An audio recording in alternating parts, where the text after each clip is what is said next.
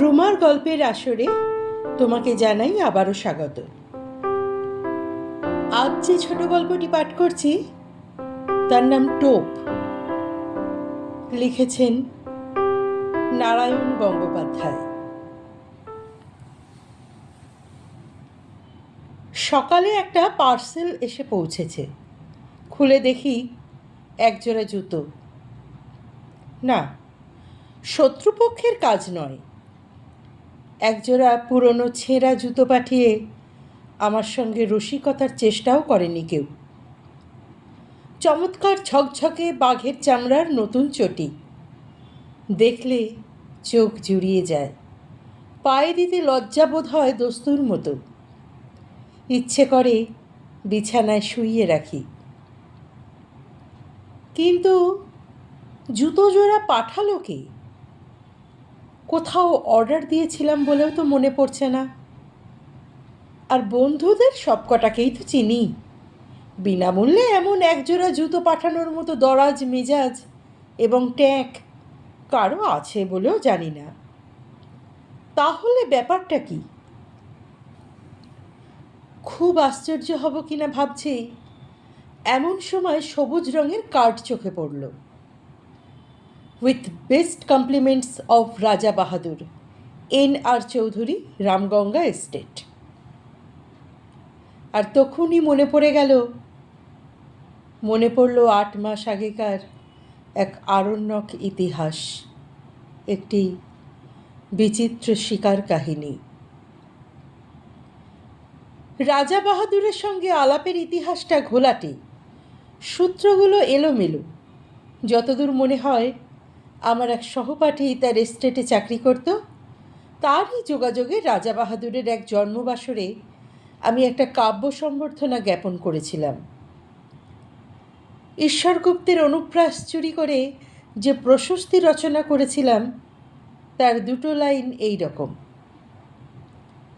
ত্রিভুবন প্রভাকর ও হে প্রভাকর, গুণবান মহিয়ান হে রাজেন্দ্রবর, ভূতলে অতুল কীর্তি রামচন্দ্র সম, অরাতি দমন ও হে তুমি নিরুপম। কাব্যচর্চার ফললাভ হলো একেবারে নগদ। পড়েছি আকবরের সভাসদ আব্দুর রহিম খান খানান হিন্দি কবি গঙ্গের 4 লাইন কবিতা শুনে 4 লক্ষ টাকা পুরস্কার দিয়েছিলেন। দেখলাম সে নবাবী মেজাজের ঐতিহ্যটা গুণবান মহিয়ান অরাতি দমন মহারাজ এখনো বজায় রেখেছেন। আমার মতো দিনাতি দিনের ওপরেও রাজদৃষ্টি পড়ল। তিনি আমাকে ডেকে পাঠালেন, প্রায় চা খাওয়াতে লাগলেন। তারপর সামান্য একটা উপলক্ষ করে দামি একটা সোনার হাতঘড়ি উপহার দিয়ে বসলেন। এক সময় সেই থেকে রাজা বাহাদুর সম্পর্কে অত্যন্ত কৃতজ্ঞ হয়ে আছি আমি। নিছক কবিতা মেলাবার জন্য বিশেষণগুলো ব্যবহার করেছিলাম। এখন সেগুলোকেই মন প্রাণ দিয়ে বিশ্বাস করতে শুরু করেছি। রাজা বাহাদুরকে আমি শ্রদ্ধা করি, আর গুণগ্রাহী লোককে শ্রদ্ধা করাই তো স্বাভাবিক। বন্ধুরা বলে মুসাহেব, কিন্তু আমি জানি ওটা নিছক গায়ের জ্বালা। আমার সৌভাগ্যে ওদের ঈর্ষা, তা আমি পরোয়া করি না। নৌকা বাঁধতে হলে বড় গাছ থেকে বাঁধাই ভালো, অন্তত ছোটোখাটো ঝড়ঝাপটার আঘাতে সম্পূর্ণ নিরাপদ। তাই মাস 8 আগে রাজা বাহাদুর যখন শিকারে তার সহযাত্রী হওয়ার জন্য আমাকে নিমন্ত্রণ জানালেন, তখন তা আমি ঠেলতে পারলাম না। কলকাতার সমস্ত কাজকর্ম ফেলে ঊর্ধ্বশ্বাসে বেরিয়ে পড়া গেল। তাছাড়া গোড়া সৈন্যদের মাঝে মাঝে রাইফেল উঁচিয়ে শকুন মারতে দেখা ছাড়া শিকার সম্বন্ধে কোনো স্পষ্ট ধারণাই নেই আমার। সেদিক থেকেও মনের ভেতরে গভীর এবং নিবিড় একটা প্রলোভন ছিল। জঙ্গলের ভেতরে ছোট একটা রেল লাইনে আরও ছোট একটা স্টেশনে গাড়ি থামল। নামবার সঙ্গে সঙ্গে সোনালি তকমা আটা ঝকঝকে পোশাক পরা আর্দালি এসে সালাম দিল আমাকে। বললে, হুজুর চলুন। স্টেশনের বাইরে মেটে রাস্তায় দেখি মস্ত একখানা গাড়ি, যার পুরো নাম রোলস রয়েস, সংক্ষেপে যাকে বলে রোজ। তা রোজই বটে। মাটিতে চলল না রাজহাঁসের মতো হাওয়ায় ভেসে গেল, সেটা ঠিক ঠাহর করে উঠতে পারলাম না। চামড়ার খটখটে গদি নয়, লাল মখমলের কুশনা হেলান দিতে সংকোচ হয়, পাছে মাথার সস্তা নারকেল তেলের দাগ ধরে যায়। আর বসবার সঙ্গে সঙ্গেই মনে হয় সমস্ত পৃথিবীটা নিচের মাটির ঢেলার মতো গুঁড়িয়ে যাক, আমি এখানে সুখে এবং নিশ্চিন্তে ঘুমিয়ে পড়তে পারি। হাঁসের মতো ভেসে চলল রোজ। মেটে রাস্তায় চলেছে, অথচ এতটুকু ঝাঁকুনি নেই। ইচ্ছে হলো একবার ঘাড় বার করে দেখি গাড়িটা ঠিক মাটি দিয়েই চলেছে, না দুহাত ওপরে উড়ে চলেছে তার চাকাগুলো। পথের দুপাশে তখন নতুন একটা জগতের ছবি। সবুজ শালবনের আড়ালে চা বাগানের বিস্তার, চকচকে উজ্জ্বল পাতার শান্ত শ্যামল সমুদ্র, দূরে আকাশের গায়ে কালো পাহাড়ের রেখা। ক্রমশ চা বাগান শেষ হয়ে এলো। পথের দুপাশে ঘন হয়ে দেখা দিতে লাগলো অবিচ্ছিন্ন শালবন। একজন আর্দালি জানালো, হুজুর, ফরেস্ট এসে পড়েছে। ফরেস্টই বটে। পথের ওপর থেকে সূর্যের আলো সরে গেছে, এখন শুধু শান্ত আর বিষণ্ণ ছায়া। রাত্রির শিশির এখনো ভিজিয়ে রেখেছে পথটাকে। রোজের নিঃশব্দ চাকার নিচে মরমর করে সাড়া তুলেছে শুকনো শালের পাতা। বাতাসে গুঁড়ো গুঁড়ো বৃষ্টির মতো শালের ফুল ঝরে পড়ছে পথের পাশে, উড়ে আসছে গায়ে। কোথা থেকে চকিতের জন্যে ময়ূরের তীক্ষ্ণ চিৎকার ভেসে এলো। দুপাশে নিবিড় শালের বন, কোথাও কোথাও ভেতর দিয়ে খানিকটা দৃষ্টি চলে, কখনো কখনো বুনো ঝোপে আচ্ছন্ন। মাঝে মাঝে এক টুকরো কাঠের গায়ে লেখা 1935, 1940। মানুষ বনকে শুধু উচ্ছন্ন করতে চায় না, তাকে বাড়াতেও চায়। এই সব প্লটে বিভিন্ন সময় নতুন করে শালের চারা রোপণ করা হয়েছে, এ তারই নির্দেশ। বনের রূপ দেখতে দেখতে চলেছি। মাঝে মাঝে ভয় যে করছিল না এমন নয়। এই ঘন জঙ্গলের মধ্যে হঠাৎ যদি গাড়ির ইঞ্জিন খারাপ হয়ে যায়, আর তাক বুঝে যদি লাফ মারে একটা বুনো জানোয়ার, তাহলে তাহলে পকেটের ফাউন্টেন পেনটা ছাড়া আত্মরক্ষার আর কোনো অস্ত্র তো সঙ্গে নেই। শেষটায় আর থাকতে না পেরে জিজ্ঞাসা করে বসলাম, হ্যাঁ রে, এখানে বাঘ আছে? ওরা অনুকম্পার হাসি হাসল। হ্যাঁ হুজুর। ভালুক?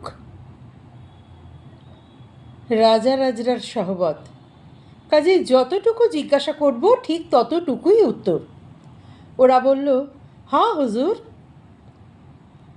অজগর সাপ? জি মালিক।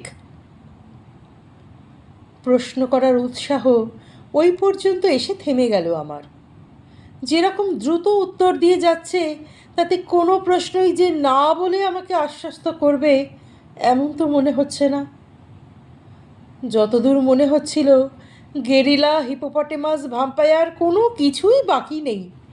এখানে জুলু কিংবা ফিলিপিনেরাও বিষাক্ত বুমেরাং বাগিয়ে আছে কিনা, এবং মানুষ পেলে তারা বেগুন পোড়া করে খেতে ভালোবাসে কিনা, এ জাতীয় একটা কুটিল জিজ্ঞাসাও আমার মনে জেগে উঠেছে ততক্ষণে। কিন্তু নিজেকে সামলে নিলাম। খানিকটা আসতেই গাড়িটা ঘস ঘস করে ব্রেক কষল। আমি প্রায় আর্তনাদ করে উঠলাম, কিরে, বাঘ নাকি? আর্দালিরা মুচকি হাসল। না হুজুর, এসে পড়েছি। ভালো করে তাকিয়ে দেখি সত্যিই তো এসে পড়েছি, সন্দেহ নেই। পথের বাঁ দিকে ঘন শালবনের ভেতরে একটুখানি ফাঁকা জমি, সেখানে কাঠের তৈরি বাংলো প্যাটার্নের একখানা দোতলা বাড়ি। এই নিবিড় জঙ্গলের ভেতর যেমন আকস্মিক, তেমনই অপ্রত্যাশিত। গাড়ির শব্দে বাড়িটার ভেতর থেকে 2-3 জন চাপরাশি বেরিয়ে এলো ব্যতিব্যস্ত হয়ে। এতক্ষণ লক্ষ্য করিনি, এবার দেখলাম বাড়ির সামনে চওড়া একটা গড়খাই কাটা। লোকগুলো ধরাধরি করে মস্ত বড় এক ফালি কাঠ খাটটার ওপরে সাঁকোর মতো বিছিয়ে দিল। তারই ওপর দিয়ে গাড়ি গিয়ে দাঁড়ালো রাজা বাহাদুর N.R. চৌধুরীর হান্টিং বাংলোর সামনে। আরে আরে, কি সৌভাগ্য! রাজা বাহাদুর স্বয়ং এসে বারান্দায় দাঁড়িয়েছেন আমার অপেক্ষায়। এক গাল হেসে বললেন, আসুন আসুন, আপনার জন্যে আমি এখনো চা পর্যন্ত খাইনি। শ্রদ্ধায় আর বিনয়ে আমার মাথা নিচু হয়ে গেল। মুখে কথা জোগালো না, শুধু বেকুবের মতো কৃতার্থের হাসি হাসলাম একগাল। রাজা বাহাদুর বললেন, এত কষ্ট করে আপনি যে আসবেন সে ভাবতেই পারিনি। বড় আনন্দ হলো। চলুন চলুন, ওপরে চলুন। এত গুণ না থাকলে কি আর রাজা হয়? একেই বলে রাজোচিত বিনয়। রাজা বাহাদুর বললেন, আগে স্নান করে রিফ্রেশড হয়ে আসুন। টি ইজ গেটিং রেডি বয়। সাহেবকে গোসলখানা में ले যাও। 40 বছরের দাড়িওয়ালা বয় নিঃসন্দেহে বাঙালি, তবু হিন্দি করে হুকুমটা দিলেন রাজা বাহাদুর, কারণ ওটাই রাজকীয় দস্তুর। বয় আমাকে গোসলখানায় নিয়ে গেল। আশ্চর্য, এই জঙ্গলের ভেতরও এত নিখুঁত আয়োজন! এমন একটা বাথরুমে জীবনে আমি স্নান করিনি। ব্র্যাকেটে 3-4খানা সদ্য পাট ভাঙা নতুন তোয়ালে, 3টে দামি সোপকেসে 3 রকমের নতুন সাবান, র্যাকে দামি দামি তেল, লাইম জুস, অতিকায় বাথটাব, ওপরে ঝাঁঝরি। নিচে টিউবওয়েল থেকে পাম্প করে এনে এখানে ধারা স্নানের ব্যবস্থা। একেবারে রাজকীয় কারবার। কে বলবে এটা কলকাতার গ্র্যান্ড হোটেল নয়? স্নান হয়ে গেল। ব্র্যাকেটে ধোপদুরস্ত করা ফরাসডাঙ্গার ধুতি, সিল্কের লুঙ্গি, আদ্দির পাজামা। দামের দিক থেকে পাজামাটাই সস্তা মনে হলো, তাই পরে নিলাম। বয় বাইরেই দাঁড়িয়েছিল। নিয়ে গেল ড্রেসিং রুমে। ঘর জোড়া আয়না। পৃথিবীর যা কিছু প্রসাধনের জিনিস, কিছু আর বাকি নেই এখানে। ড্রেসিং রুম থেকে বেরুতে সোজা ডাক পড়ল রাজা বাহাদুরের লাউঞ্জে। রাজা বাহাদুর একখানা চেয়ারে চিত হয়ে শুয়ে ম্যাডেলা চুরুট খাচ্ছিলেন। বললেন, আসুন, চা তৈরি।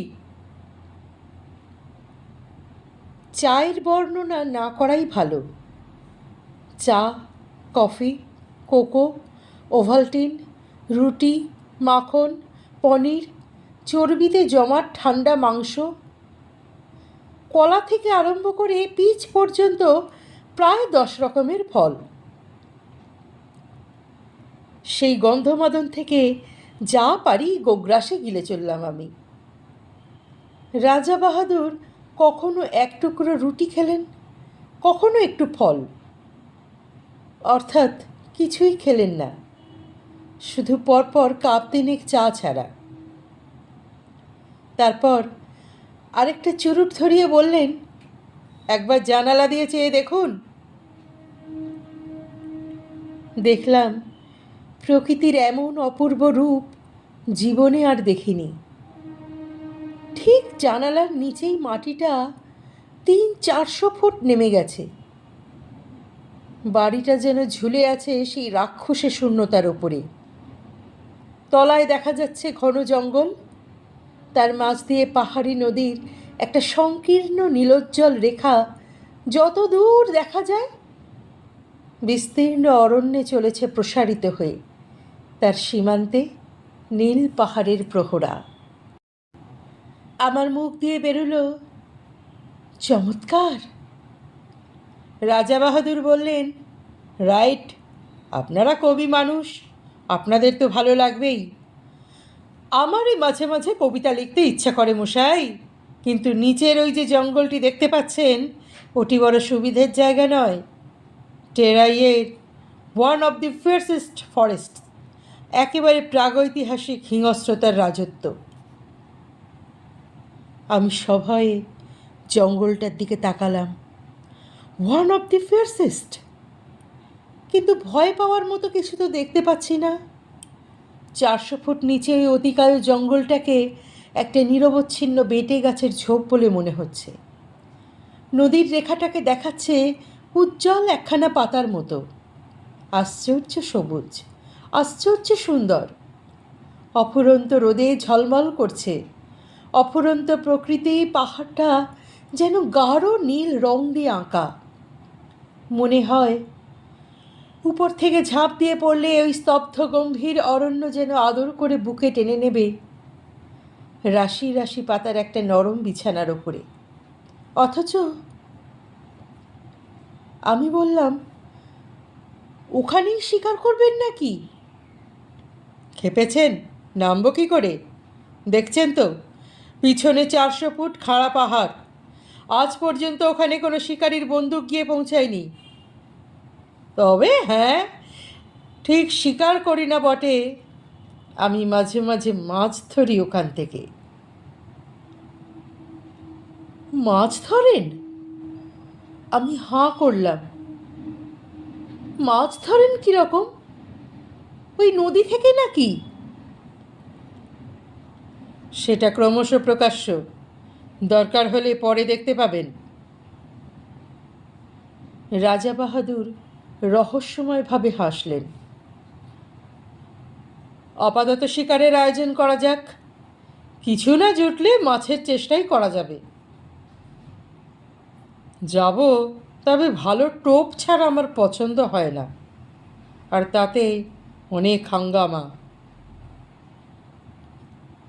কিছু বুঝতে পারছি না। রাজা বাহাদুর জবাব দিলেন না, শুধু হাসলেন। তারপর ম্যানিলা চুরুটের খানিকটা সুগন্ধি ধোঁয়া ছড়িয়ে বললেন, আপনি রাইফেল ছুঁড়তে জানেন? বুঝলাম কথাটি চাপা দিতে চাইছেন। সঙ্গে সঙ্গে জিহ্বাকে দমন করে ফেললাম।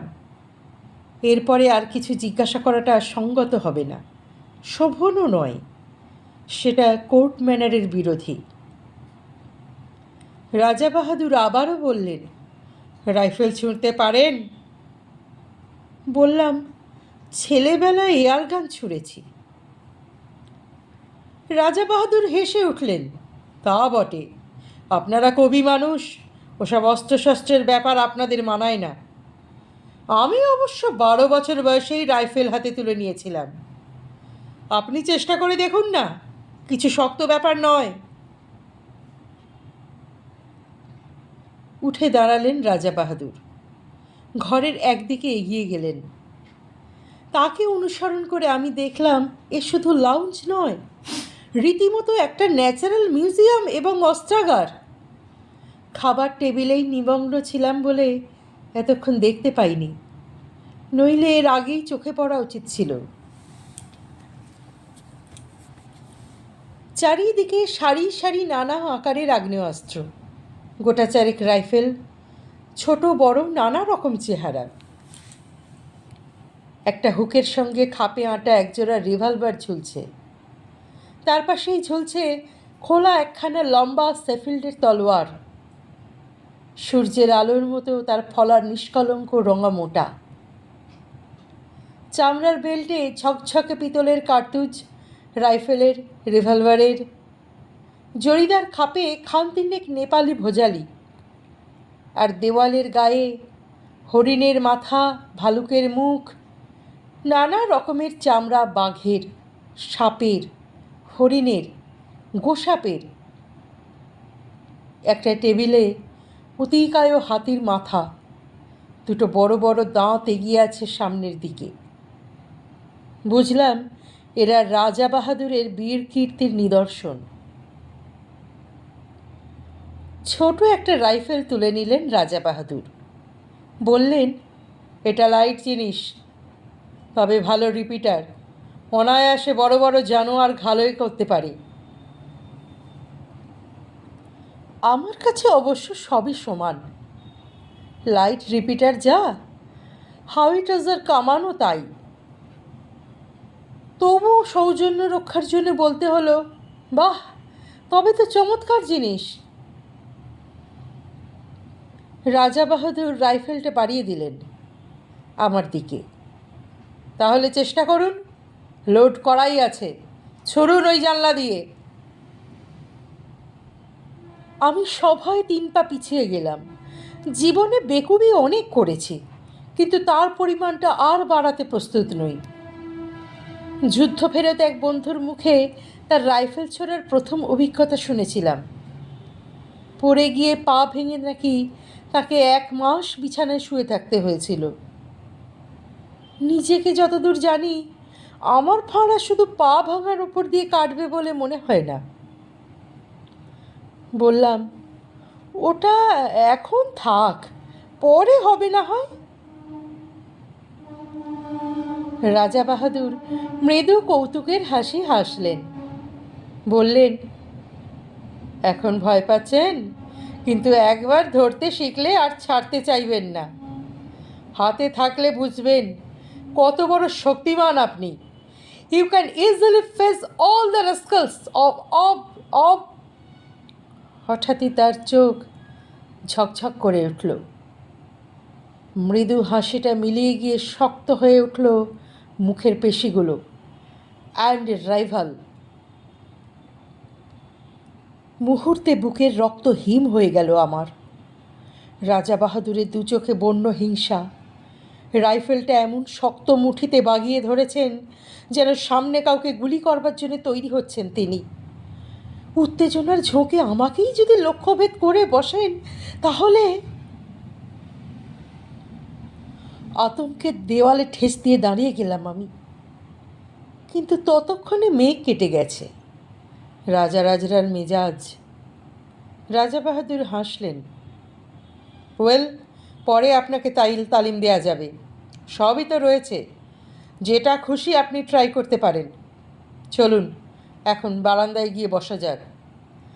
Let's have some energy. প্রাতরাশি প্রায় বিন্ধ্য পর্বত উদরাস্বাদ করা হয়েছে। আর কি হলে এনার্জি সঞ্চিত হবে বোঝা শক্ত।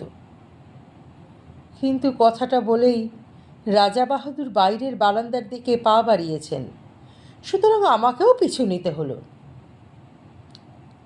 বাইরের বারান্দায় বেতের চেয়ার, বেতের টেবিল। এখানে ঢোকবার পরে এমন সব বিচিত্র রকমের আসনে বসছি যে আমি প্রায় নার্ভাস হয়ে উঠছি। তবু যেন বেতের চেয়ারে বসতে পেয়ে খানিকটা সহজ অন্তরঙ্গতা অনুভব করা গেল। এটা অন্তত চেনা জিনিস। আর বসবার সঙ্গে সঙ্গেই বোঝা গেল এনার্জি কথাটার আসল তাৎপর্য কী। বেয়ারা তৈরিই ছিল। ট্রেতে করে একটি ফেনিলো গ্লাস সামনে এসে রাখল। অ্যালকোহলের উগ্র গন্ধ ছড়িয়ে গেল বাতাসে। রাজা বাহাদুর স্মিত হাস্যে বললেন, চলবে? সবিনয়ে জানালাম, না। তবে বিয়ার আনবে? একেবারে মেয়েদের ড্রিঙ্ক, নেশা হবে না। না থাক, অভ্যেস নেই কোনো দিন। গুড কন্ডাক্টের প্রাইজ পাওয়া ছেলে। রাজা বাহাদুরের সুরে অনুকম্পার আভাস। আমি কিন্তু 14 বছরের বয়সেই প্রথম ড্রিঙ্ক ধরি। রাজার ব্যাপার সবই অলৌকিক। জন্মাবার সঙ্গে সঙ্গেই কেউটের বাচ্চা, সুতরাং মন্তব্য অনাবশ্যক। ট্রে বারবার যাতায়াত করতে লাগলো। রাজা বাহাদুরের প্রখর উজ্জ্বল চোখ দুটো ঘোলাটে হয়ে এলো ক্রমশ। ফর্সা মুখ গোলাপি রং ধরল। হঠাৎ অসুস্থ দৃষ্টিতে আমার দিকে তাকালেন। আচ্ছা, বলতে পারেন আপনি রাজা নন কেন? এরকম একটা প্রশ্ন করলে বোকার মতো দাঁত বের করে থাকা ছাড়া গত্যন্তর নেই। আমিও তাই করলাম। বলতে পারলেন না? না। আপনি মানুষ মারতে পারেন? এ আবার কীরকম কথা? আমার আতঙ্ক জাগলো। না। তাহলে বলতে পারবেন না? You are absolutely hopeless. উঠে দাঁড়িয়ে ঘরের দিকে পা বাড়ালেন রাজা বাহাদুর। বলে গেলেন, আই পিটি ইউ। বুঝলাম নেশাটা চড়েছে। আমি আর কথা বাড়ালাম না, চুপ করে বসে রইলাম সেখানেই। খানিক পরেই ঘরের ভিতরে নাক ডাকার শব্দ। তাকিয়ে দেখি তার লাউঞ্জের সেই চেয়ারটায় হাঁ করে ঘুমুচ্ছেন রাজা বাহাদুর।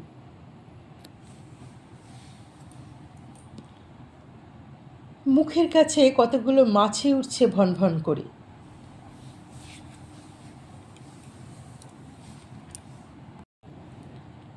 সেই দিন রাত্রেই শিকারের প্রথম অভিজ্ঞতা। জঙ্গলের ভেতর বসে আছি মোটরে। দুটো তীব্র হেডলাইটের আলো পড়েছে সামনের সংকীর্ণ পথে আর দুধারের শালবনে। ওই আলোর রেখার বাইরে অবশিষ্ট জঙ্গলটায় যেন প্রেতপুরী। জমাট অন্ধকার রাত্রির তমসায় আদিম হিংসা সজাগ হয়ে উঠেছে। চারদিকে অনুভব করছি সমস্ত স্নায়ু দিয়ে। এখানে হাতির পাল ঘুরছে, দূরের কোনো পাহাড়ের পাথর গুঁড়িয়ে খুঁড়িয়ে ঝোপের ভিতরে অজগর প্রতীক্ষা করে আছে অসতর্ক শিকারের আশায়। আসন্ন বিপদের সম্ভাবনায় উৎকর্ণ হয়ে আছে হরিণের পাল, আর কোনো একটা খাদের ভেতরে জলজল করছে ক্ষুধার্ত বাঘের চোখা কালো রাত্রিতে জেগে আছে কালো অরণ্যের প্রাথমিক জীবন। রোমাঞ্চিত ভীত প্রতীক্ষায় চুপ করে বসে আছি মোটরের মধ্যে, কিন্তু হিংসার রাজত্ব শালবন ডুবে আছে একটা আশ্চর্য স্তব্ধতায়। শুধু কানের কাছে অবিশ্রান্ত মশার গুঞ্জন ছাড়া আর কোনো শব্দ নেই। মাঝে মাঝে অল্প বাতাস দিচ্ছে, শালের পাতায় উঠছে এক একটা মৃদু মর্মর, আর কখনো ডাকছে বনমুরগি, ঘুমের মধ্যে ডানা ঝাপটাচ্ছে ময়ূর। মনে হচ্ছে এই গভীর ভয়ঙ্কর অরণ্যের প্রাণীগুলো যেন নিঃশ্বাস বন্ধ করে নিশ্চিত কোনো একটা মুহূর্তের প্রতীক্ষা করে আছে। আমরাও প্রতীক্ষা করে আছি। মোটরের মধ্যে নিঃসাড় হয়ে বসে আছি আমরা। একটি কথাও বলবার উপায় নেই। রাইফেলের নল ইঞ্জিনের ওপরে বাড়িয়ে দিয়ে শিকারি বাঘের মতোই তাকিয়ে আছেন রাজা বাহাদুর। চোখ দুটো উগ্র প্রখর হয়ে আছে হেডলাইটের তীব্র আলোক রেখাটার দিকে। একটা জানোয়ার ওই রেখাটা পেরুবার দুঃসাহস করলেই রাইফেল গর্জন করে উঠবে। কিন্তু জঙ্গলের সেই আশ্চর্য স্তব্ধতা, অরণ্য যেন আজ রাত্রে বিশ্রাম করছে একটি রাত্রির জন্যে। ক্লান্ত হয়ে জানোয়ারগুলো ঘুমিয়ে পড়েছে খাদের ভিতরে। ঝোপের আড়ালে কেটে চলেছে মন্থর সময়। রাজা বাহাদুরের হাতের রেডিয়াম ডায়াল ঘড়িটা একটা সবুজ চোখের মতো জ্বলছে। রাত 1:30 পেরিয়ে গেছে। ক্রমশ উসখুস করছেন উৎকীর্ণ রাজা বাহাদুর। না, হোপলেস, আজ আর পাওয়া যাবে না। বহু দূর থেকে একটা তীক্ষ্ণ গম্ভীর শব্দ, হাতির ডাক, ময়ূরের পাখা ঝাপটানি চলছে। মাঝে মাঝে এক ফাঁকে একটা পেঁচা চেঁচিয়ে উঠল। রাত্রি ঘোষণা করে গেল শেয়ালের দল। কিন্তু কোথায় বাঘ, কোথায় বা ভালুক? অন্ধকার বনের মধ্যে দ্রুত কতকগুলো ছুটন্ত খুরের আওয়াজে পালিয়ে গেল হরিণের পাল। কিন্তু কোনো ছায়া পড়ছে না আলোকবৃত্তের ভিতরে। মশার কামড় যেন অসহ্য হয়ে উঠছে। বৃথাই গেল রাতটা। রাজা বাহাদুরের কণ্ঠস্বরে পৃথিবীর সমস্ত বিরক্তি ভেঙে পড়ল। ডেভিল লাক। সিটের পাশ থেকে একটা ফ্লাস্ক তুলে নিয়ে ঢকঢক করে ঢাললেন গলাতে। ছড়িয়ে পড়ল হুইস্কির কটু গন্ধ। Thank heavens! রাজা বাহাদুর হঠাৎ নড়ে বসলেন সচকিত হয়ে। নক্ষত্র বেগে হাতটা চলে গেল রাইফেলের ট্রিগারে। শিকার এসে পড়েছে। আমিও দেখলাম বহু দূর থেকে আলোক রেখাটার ভিতরে কি একটা জানোয়ার দাঁড়িয়ে আছে স্থির হয়ে। এমন একটা জোরালো আলো চোখে পড়াতে কেমন দিশেহারা হয়ে গেছে। তাকিয়ে আছে এই দিকেই। দুটো জোনাকির বিন্দুর মতো চিকচিক করছে তার চোখ। ড্যাম! রাইফেল থেকে হাত সরিয়ে নিলেন রাজা বাহাদুর। কিন্তু পর মুহূর্তেই চাপা উত্তেজিত গলায় বললেন, থাক, আর ছুঁচোই মারব। দুম করে রাইফেল গর্জন করে উঠল। কানে তালা ধরে গেল আমার। বারুদের গন্ধে বিস্বাদ হয়ে উঠল নাসারন্ধ। অভ্যর্থ লক্ষ্য রাজা বাহাদুরের। পড়েছে জানোয়ারটা। ড্রাইভার বললে, তুলে আনবো হুজুর? বিকৃত মুখে রাজা বাহাদুর বললেন, কি হবে, গাড়ি ঘোড়াও। রেডিয়াম ডায়ালের সবুজ আলোয় রাত 3টে গাড়ি ফিরে চলল হান্টিং বাংলোর দিকে। একটা ম্যানিলা চুরুট ধরিয়ে রাজা বাহাদুর আবার বললেন, ড্যাম! কিন্তু কি আশ্চর্য জঙ্গল, যেন রসিকতা শুরু করেছে আমাদের সঙ্গে। দিনের বেলা অনেক চেষ্টা, দু একটা বন মুরগি ছাড়ার কিছুই পাওয়া গেল না, এমনকি একটা হরিণ পর্যন্ত নয়। নাইট শুটিংয়ে সেই অবস্থা। পরপর 3 রাত্রি জঙ্গলের নানান জায়গায় গাড়ি থামিয়ে চেষ্টা করা হলো, কিন্তু নগদ লাভ যা ঘটল তা অমানুষিক মশার কামড়। জঙ্গলের হিংস্র জন্তুর সাক্ষাৎ মিলল না বটে, কিন্তু মশাগুলো চিনতে পারা গেল। এমন সাংঘাতিক মশা যে পৃথিবীর কোথাও থাকতে পারে এতদিন নিয়ে ধারণা ছিল না আমার। তবে মশার কামড়ের ক্ষতিপূরণ চলতে লাগলো গন্ধমাদন উজাড় করে। সত্যি বলতে কি, স্বীকার করতে না পারলেও মনের দিক থেকে বিন্দুমাত্র ক্ষোভ ছিল না আমার। জঙ্গলের ভিতরে এমন রাজসূয় যজ্ঞের আয়োজন কল্পনারও বাইরে। জীবনে এমন দামি খাবার কোনোদিন মুখে তুলিনি, এমন চমৎকার বাথরুমে স্নান করিনি কখনো। এত পুরু জাজিমের বিছানায় শুয়ে অস্বস্তিতে প্রথম দিন তো ঘুমোতেই পারিনি। নিবিড় জঙ্গলের নেপথ্যে গ্র্যান্ড হোটেলের স্বাচ্ছন্দ্যে দিন কাটাচ্ছি। শিকার না হলেও কণা মাত্র ক্ষতি নেই আমার। প্রত্যেক দিনই লাউঞ্জে চা খেতে খেতে 400 ফুট নিচেকার ঘন জঙ্গলটার দিকে চোখ পড়ে। সকালের আলোয় উদ্ভাসিত শ্যামলতা দিগন্ত পর্যন্ত বিস্তীর্ণ হয়ে আছে অপরূপ প্রসন্নতায়। ওয়ান অফ দি ফিয়ার্সেস্ট ফরেস্ট, বিশ্বাস হয় না। তাকিয়ে তাকিয়ে দেখি বাতাসে আকার অবয়বহীন পত্রাবরণ সবুজ সমুদ্রের মতো দুলছে, চক্র দিচ্ছে পাখির দল। এখান থেকে মৌমাছির মতো দেখায় পাখিগুলোকে।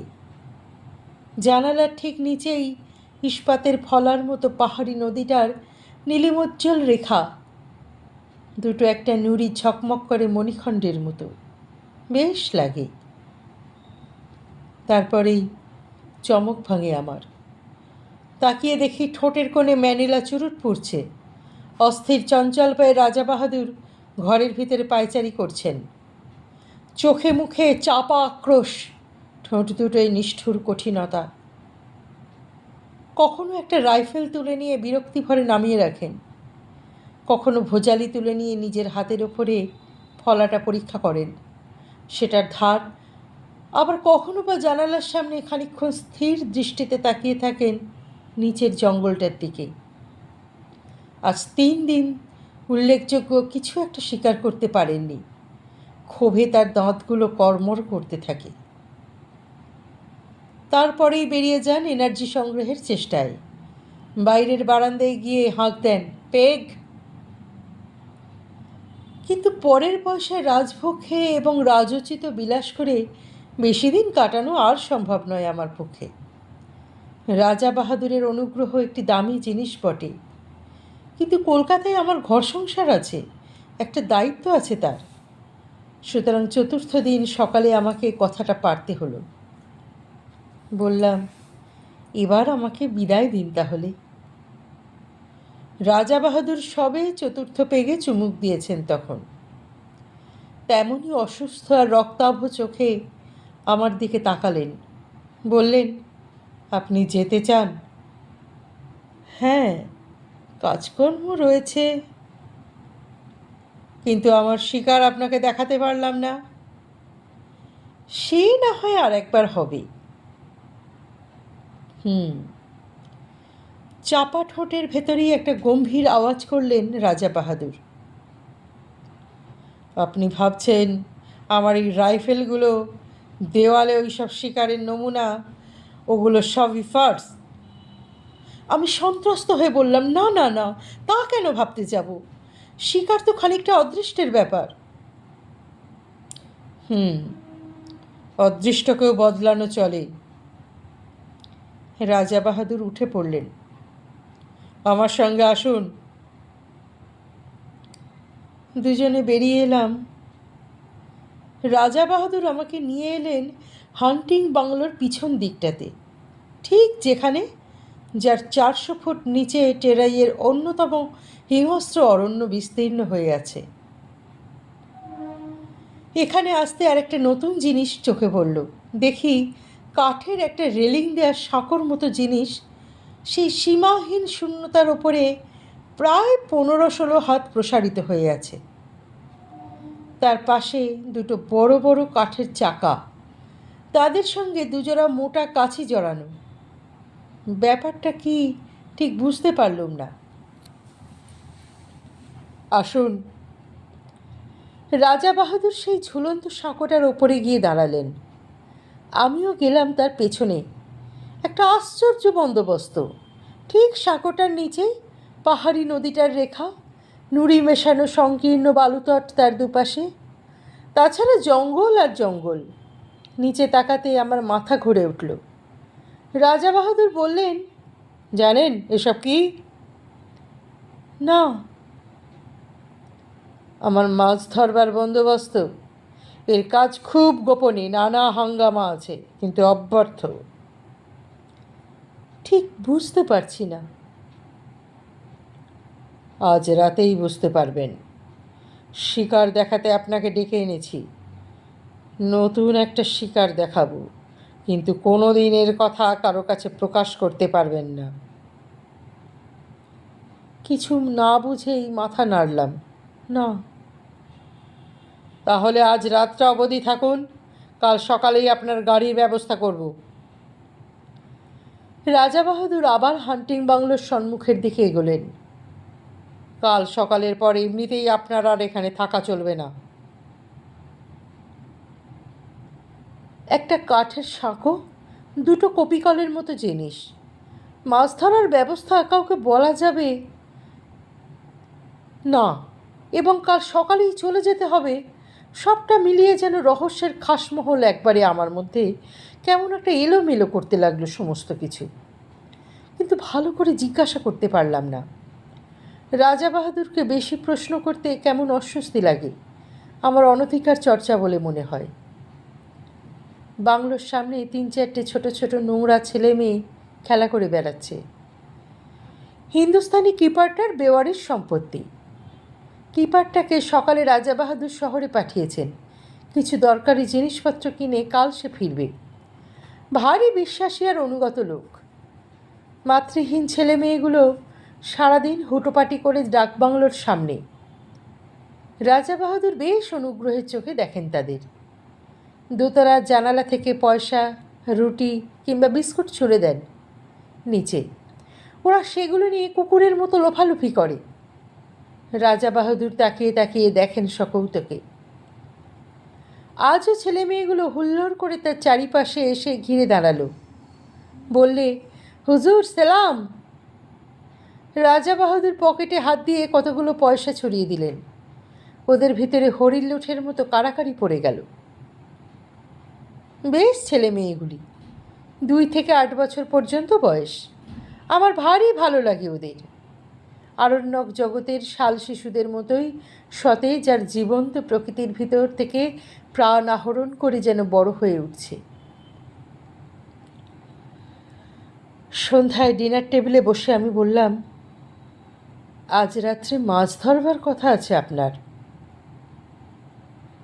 চোখের কোণা দিয়ে আমার দিকে তাকালেন রাজা বাহাদুর। লক্ষ্য করেছি আজ সমস্ত দিন বড় বেশি মদ খাচ্ছেন আর ক্রমাগত চুরুট টেনে চলেছেন। ভালো করে আমার সঙ্গে কথা পর্যন্ত বলেননি। ভিতরে ভিতরে কিছু একটা ঘটে চলেছে তার। রাজা বাহাদুর সংক্ষেপে বললেন, আমি সসংকোচে জিজ্ঞাসা করলাম, কখন হবে? এক মুখ ম্যানিলা চুরুটের ধোঁয়া ছড়িয়ে তিনি জবাব দিলেন, সময় হলে ডেকে পাঠাবো। এখন আপনি গিয়ে শুয়ে পড়ুন, স্বচ্ছন্দে কয়েক ঘন্টা ঘুমিয়ে নিতে পারেন। শেষ কথাটা পরিষ্কার আদেশের মতো শোনালো। বুঝলাম আমি বেশিক্ষণ তার সঙ্গে কথা বলিয়ে তিনি চান না।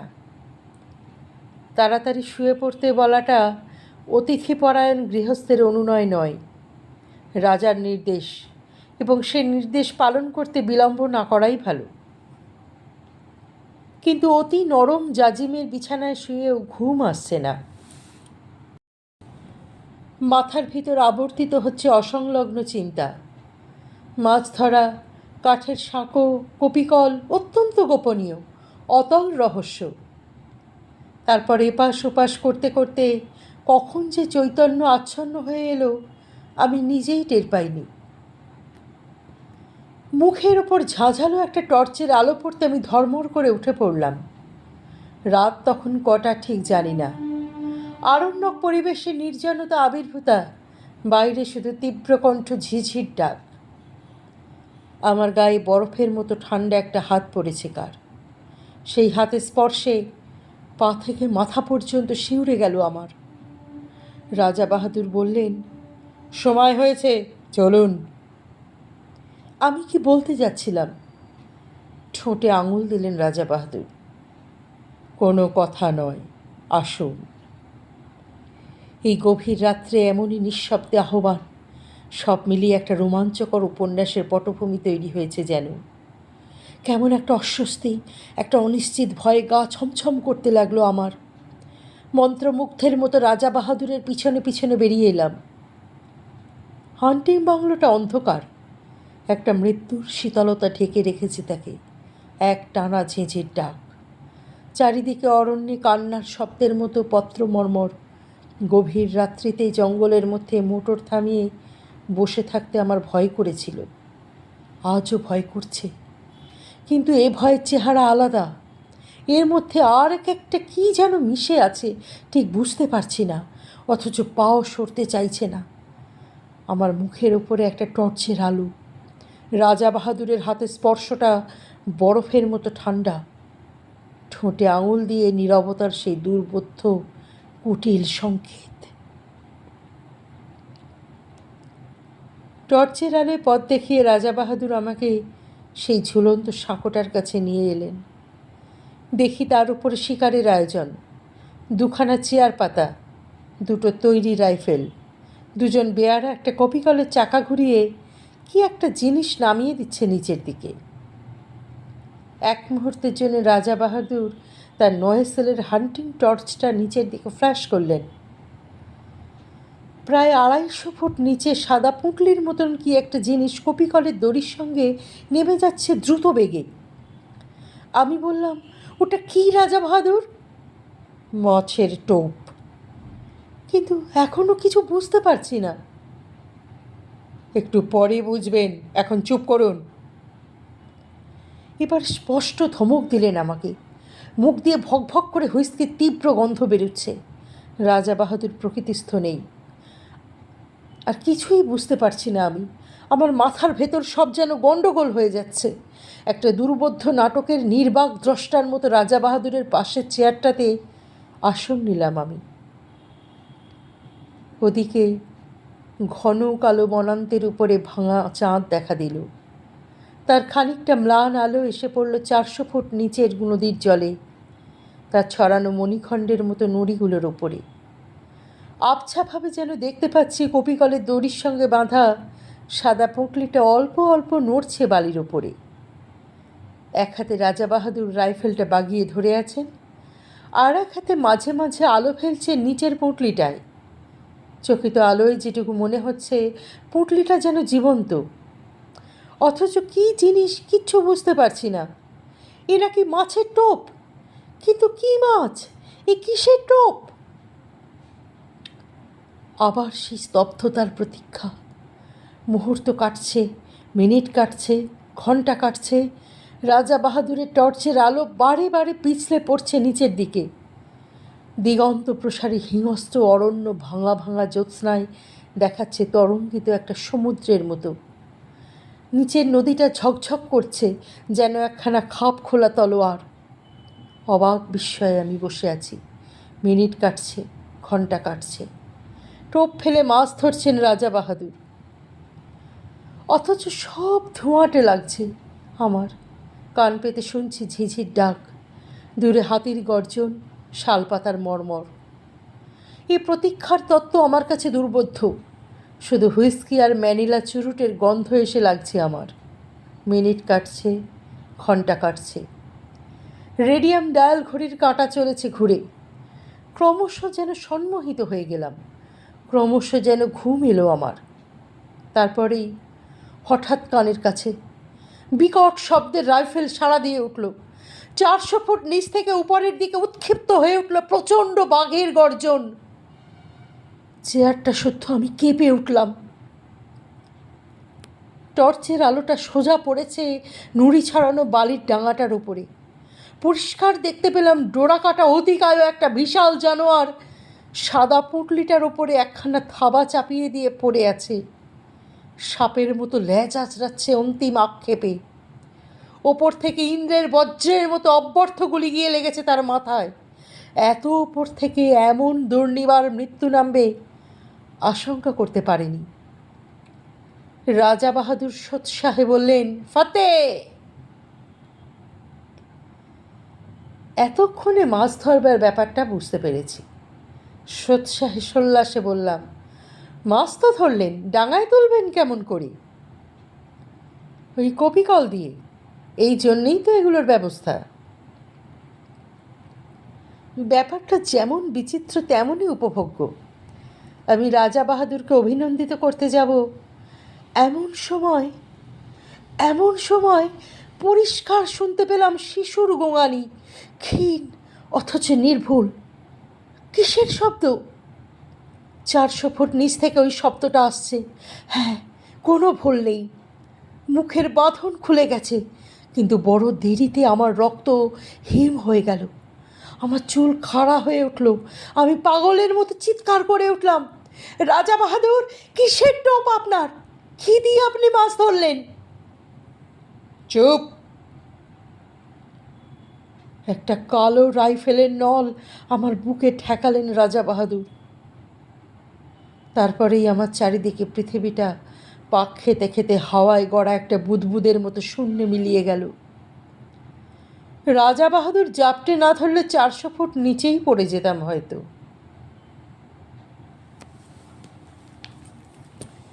কিপারের একটা বেওয়ারিশ ছেলে যদি জঙ্গলে হারিয়ে গিয়ে থাকে তা অস্বাভাবিক নয়, তাতে কারও ক্ষতি নেই। কিন্তু প্রকাণ্ড রয়্যাল বেঙ্গল মেরেছিলেন রাজা বাহাদুর, লোককে ডেকে দেখানোর মতো। তাই 8 মাস পরে এই চমৎকার চটিজোড়া উপহার এসেছে। 8 মাস আগেকার সে রাত্রি এখন স্বপ্ন হয়ে যাওয়াই ভালো।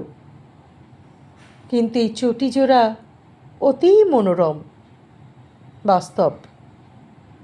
পায়ে দিয়ে একবার হেঁটে দেখলাম, যেমন নরম তেমনই আরাম।